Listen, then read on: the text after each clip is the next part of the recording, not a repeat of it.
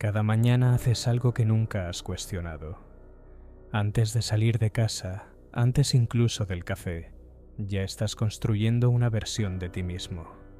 Ajustas el tono de voz, calibras la sonrisa, decides qué parte de lo que piensas vas a decir en voz alta y qué parte se queda dentro. No es consciente, ni siquiera lo notas, pero lo haces.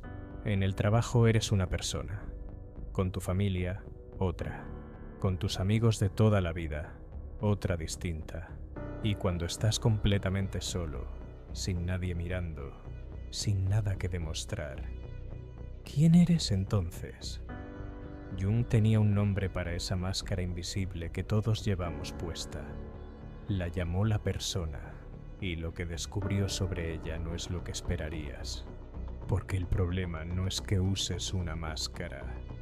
El problema es cuando llevas tanto tiempo con ella puesta que ya no recuerdas cómo es tu cara debajo. La palabra persona no la inventó Jung, la tomó prestada del teatro antiguo.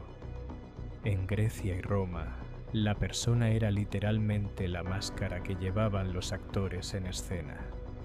Una máscara con la boca abierta para amplificar el sonido, diseñada para decirle al público quién era ese personaje antes de que pronunciara una sola palabra. Jung cogió esa imagen y la clavó en la psicología. La persona es el sistema que desarrollas para sobrevivir en sociedad. El conjunto de roles, actitudes y comportamientos que proyectas hacia afuera para encajar, para que te acepten, para funcionar dentro de las reglas del juego que te tocó vivir. Y ojo, porque aquí está el matiz que se pierde en la mayoría de explicaciones. Jung no decía que la persona sea algo malo, es necesaria, completamente necesaria. Piénsalo un segundo. ¿Qué pasaría si fueras a una reunión de trabajo y dijeras exactamente lo que piensas sin ningún filtro? Si en una primera cita mostraras todos tus miedos e inseguridades desde el minuto 1, si con tu jefe te comportaras igual que con el amigo con el que llevas 20 años, el caos sería total. La vida social exige adaptación, exige roles, cierta performance. El problema no es tener una persona. El problema es cuando te olvidas de que es una herramienta y empiezas a creer que es lo que eres. Jung lo decía con una claridad que corta. Quien se identifica por completo con su persona ha sacrificado su individualidad en el altar de la aprobación ajena. La persona no nace contigo, se construye, y la construcción empieza antes de lo que imaginas. Desde los primeros años de vida, el mundo que te rodea te enseña qué versiones de ti son bienvenidas y cuáles no. Cuando eras pequeño y te portabas bien, llegaba el afecto, la sonrisa, la aprobación. Cuando eras demasiado ruidoso, demasiado curioso, demasiado sensible o demasiado exigente, llegaba la corrección, la indiferencia o algo peor. Tu cerebro de niño, que dependía de los adultos para sobrevivir, aprendió la lección muy rápido. Muestra esto, esconde aquello. Así empezó tu persona. Luego vino el colegio, otro público, otro conjunto de reglas no escritas. Aprendiste qué tipo de humor hacía gracia, qué opiniones era mejor no expresar, qué cosas podías mostrar sin problema y cuáles era mejor guardar. Luego el trabajo, la universidad, las relaciones. Cada contexto nuevo añadió una capa más a la máscara. Y hoy, después de décadas, llevas encima una persona construida por miles de pequeñas decisiones de adaptación, la mayoría inconscientes, la mayoría tomadas no por ti, sino por el niño que necesitaba que lo quisieran. Aquí es donde se pone interesante de verdad. Las redes sociales han creado algo sin precedentes en la historia humana, la posibilidad de mantener una persona de forma permanente, visible para miles de personas y optimizada en tiempo real según los likes y los comentarios. Nunca había sido tan fácil construir una máscara tan elaborada. y nunca había sido tan fácil confundirla con uno mismo. Hay personas que llevan años publicando una versión de su vida que tiene muy poco que ver con lo que realmente viven. Y lo más perturbador no es que engañen a los demás, es que muchas veces se engañan a sí mismas. Han repetido su propia historia tantas veces que han empezado a creérsela. ¿Qué le pasa a alguien que se funde completamente con su persona? Jung lo estudió durante décadas y encontró un patrón que se repetía, especialmente en personas que desde fuera parecían tenerlo todo. El primer síntoma es el vacío.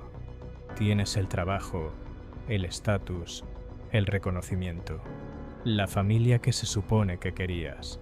La persona funciona perfectamente. Todo el mundo te admira. Y sin embargo hay algo dentro que susurra que nada de esto eres tú de verdad. Una sensación persistente de estar actuando en una obra de teatro donde tú mismo eres el último en conocer el guión. Muchas personas describen esto como sentirse un fraude.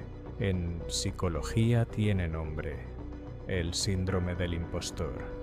Esa sensación de que en cualquier momento alguien va a descubrir que no eres quien pareces, que la máscara va a caer. Y lo paradójico es que cuanto más perfecta es la persona, más aterrador se vuelve ese momento imaginario. El segundo síntoma es el agotamiento.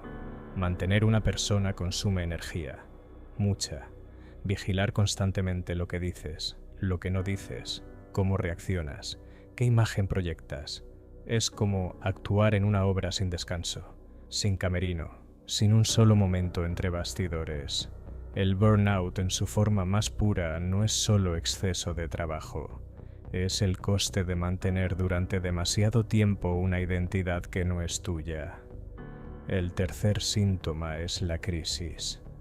Jung observó que las personas muy identificadas con su persona suelen llegar a un punto de ruptura, momentos en que la máscara se resquebraja de formas dramáticas e inesperadas.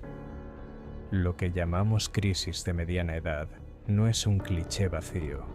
Para Jung era un fenómeno psicológico real y necesario, el ejecutivo exitoso que de repente lo abandona todo, el padre modélico que desaparece, la mujer brillante que cae en una depresión sin razón aparente. Desde fuera parece una locura. Desde dentro, Jung diría que es la psique intentando recuperar lo que fue enterrado demasiado hondo durante demasiado tiempo. No es que esas personas se vuelvan locas, es que la persona finalmente se rompe, y lo que sale de esa ruptura, si se trabaja bien, puede ser el inicio de algo mucho más real. Hay un terreno donde la confusión entre máscara e identidad real hace un daño especialmente profundo: las relaciones. Piensa en cómo empieza una relación romántica.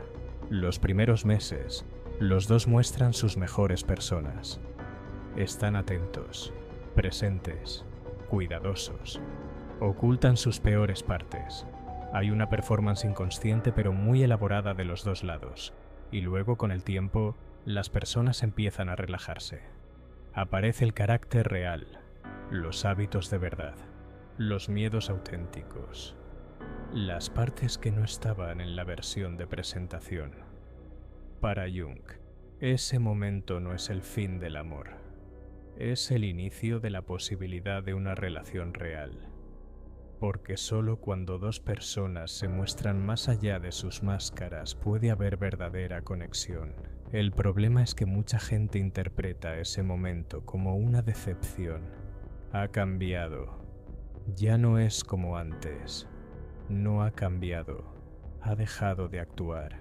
Jung señalaba otro fenómeno en las relaciones. Al principio, frecuentemente no nos enamoramos de la persona real. Nos enamoramos de la proyección de nuestro compañero ideal sobre esa persona. Vemos lo que queremos ver, ignoramos lo que no encaja, construimos una imagen.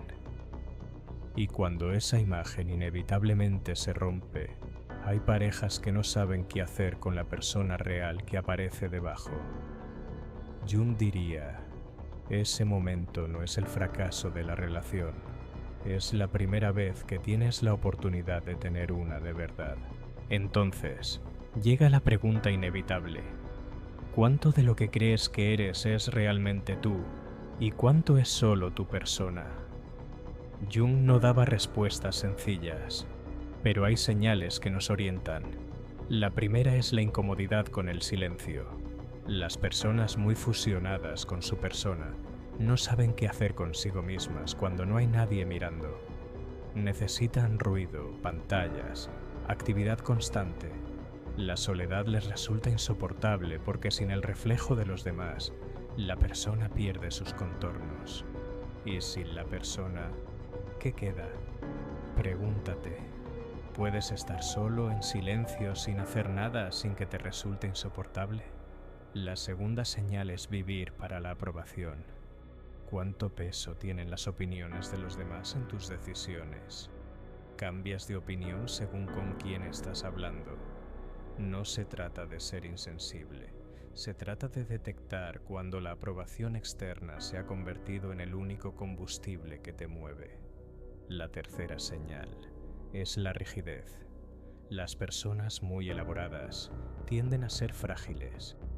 Cualquier crítica, cualquier fracaso, cualquier rechazo se vive como una amenaza existencial, porque en el fondo no hay nada sólido detrás de la máscara.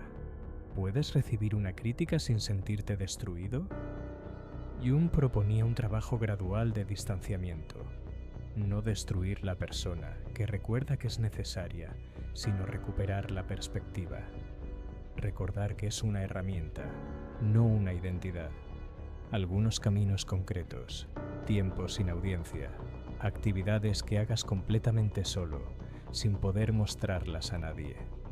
Un diario que nadie leerá, un paseo sin teléfono, una afición que no existe en redes, espacios donde la persona no tiene función porque no hay nadie a quien dirigirla. Autenticidad progresiva. Practicar mostrarte un poco más real con personas de confianza, no de golpe ni todo de una vez. Pequeños momentos de honestidad, donde bajas ligeramente la máscara y compruebas que el mundo no se acaba.